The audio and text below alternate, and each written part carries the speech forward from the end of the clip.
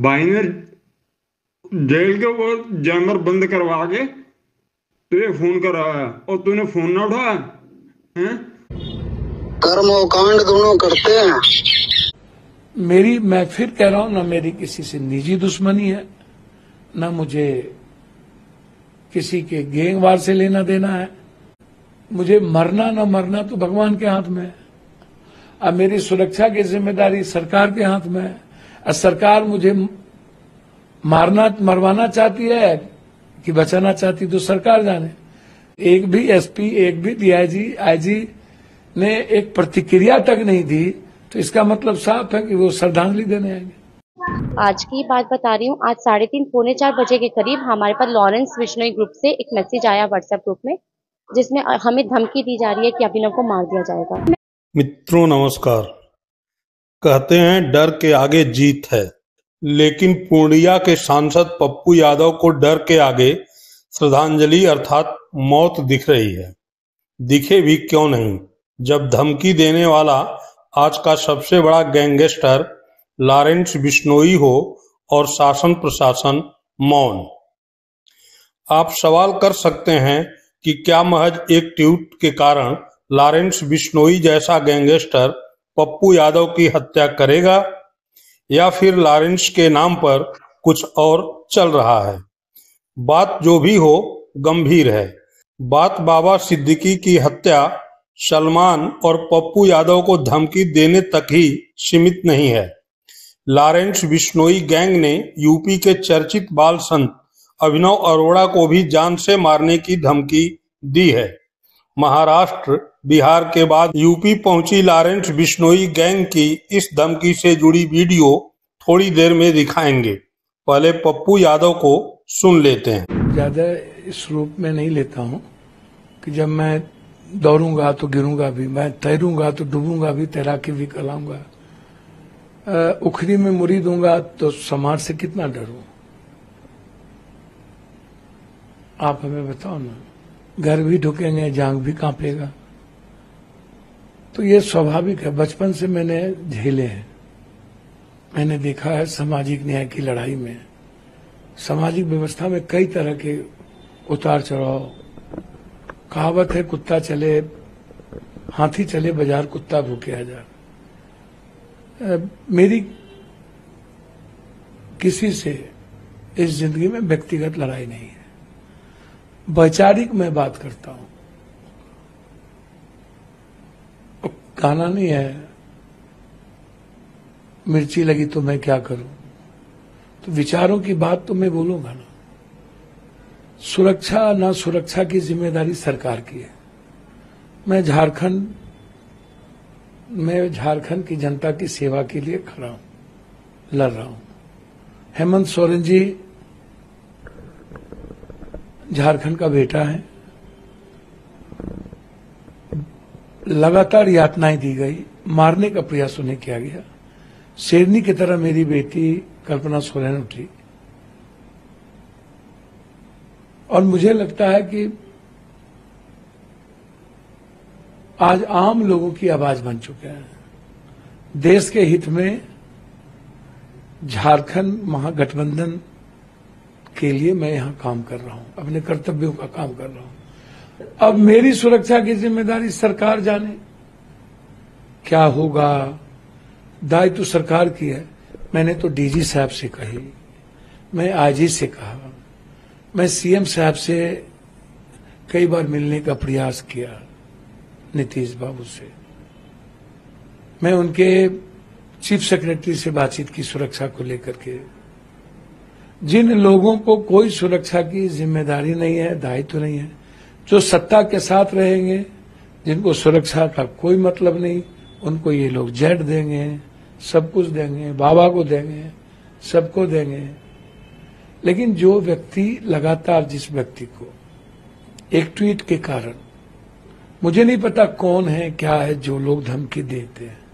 मैंने समय समय पर डीजी साहब को, 4 एसपी को मैंने वो बात बता दी, कह दिया। मुझे लगा इसको ओपन करने की कोई जरूरत नहीं है, हाय तौबा मचाने की जरूरत नहीं है। और इतनी धमकी के बावजूद मैं बम्बई गया था। मैं सलमान जी से मिला, बात की मैंने।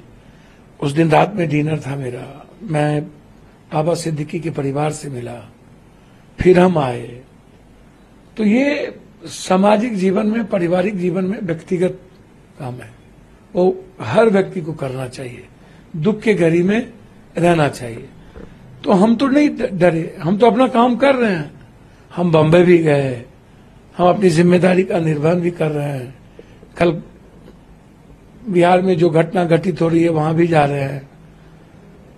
तो हमने तो पूर्णिया में भी, Purnia SP, Katihar SP, Madhepura SP, IG, DG, हमें जब खबर मिली इस नंबर से लोग आए हुए हैं विभिन्न जगहों पर, हमने नंबर तक दिया। हमने आईजी से 2-2 बार बातचीत की। तब सत्ता में नहीं हूं इसके लिए हमें मर जाना चाहिए या इनकी सुरक्षा की जिम्मेदारी नहीं है। मुख्यमंत्री जी सत्ता वाले लोगों को समय देंगे, गैर सत्ता वाले से मिलेंगे भी नहीं। तो कम से कम बिहार सरकार इतना बेशरम तो ना हो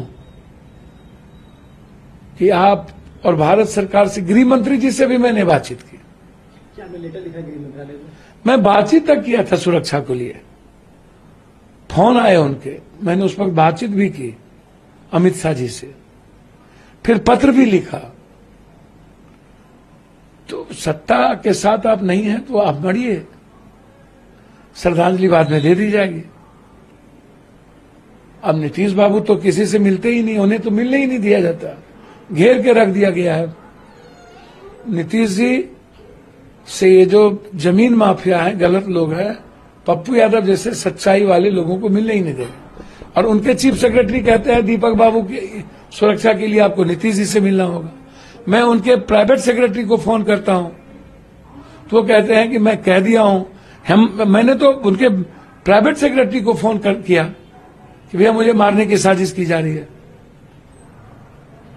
तो कहां अनसुनी, सबने अनसुनी कर दिया। इतनी बड़ी बड़ी घटनाओं के बावजूद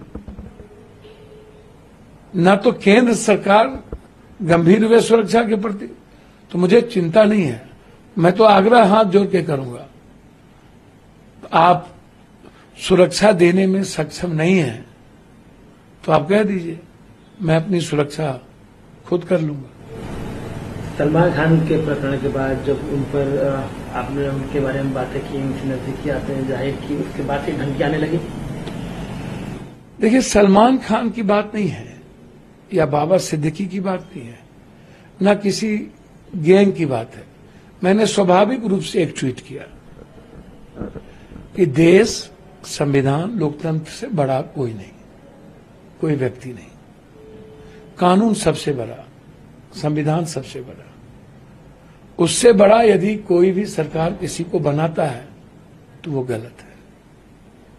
बस मैं फिर कह रहा हूं, ना मेरी किसी से निजी दुश्मनी है, ना मुझे किसी के गैंगवार से लेना देना है। संविधान और कानून और लोकतंत्र की बात आएगी तो मैं वैचारिक बात करूंगा। अब मुझे मरना न मरना तो भगवान के हाथ में है। अब मेरी सुरक्षा की जिम्मेदारी सरकार के हाथ में है। और सरकार मुझे मरवाना चाहती है कि बचाना चाहती तो सरकार जाने।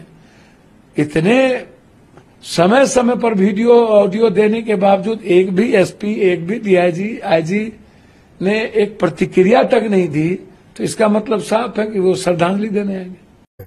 जरा सोचिए, वायु श्रेणी सुरक्षा के साये में रहने वाले सांसद पप्पू यादव का यह हाल है तो यूपी के अभिनव अरोड़ा का क्या हाल होगा।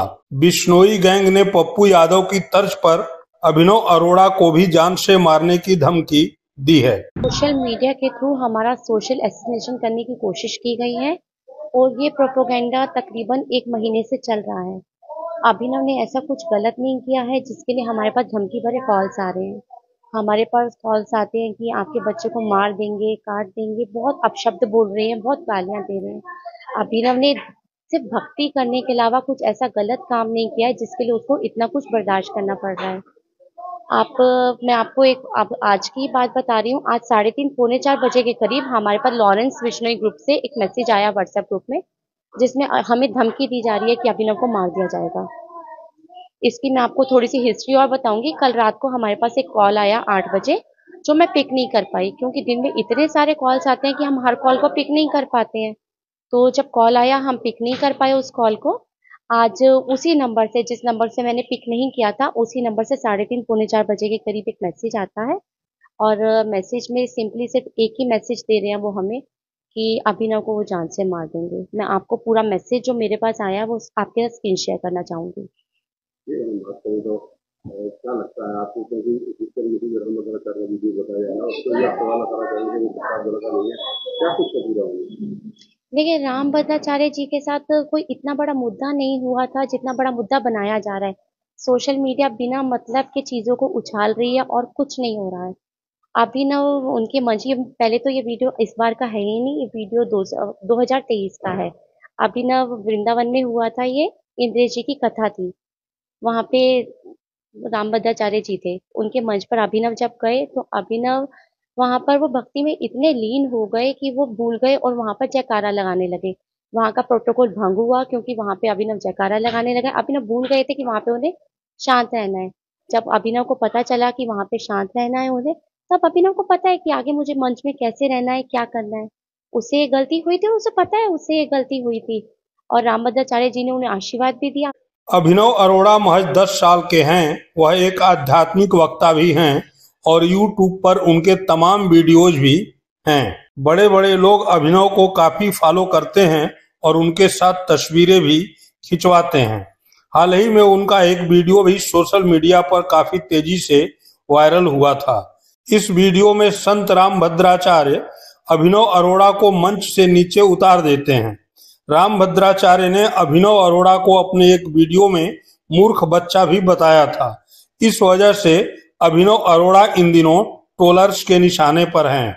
बाबा सिद्दीकी की हत्या, अभिनेता सलमान खान, सांसद पप्पू यादव और अब बाल संत अभिनव अरोड़ा को जान से मारने की धमकी भी उस डॉन के हवाले से आ रही है जिसे खोजना नहीं है।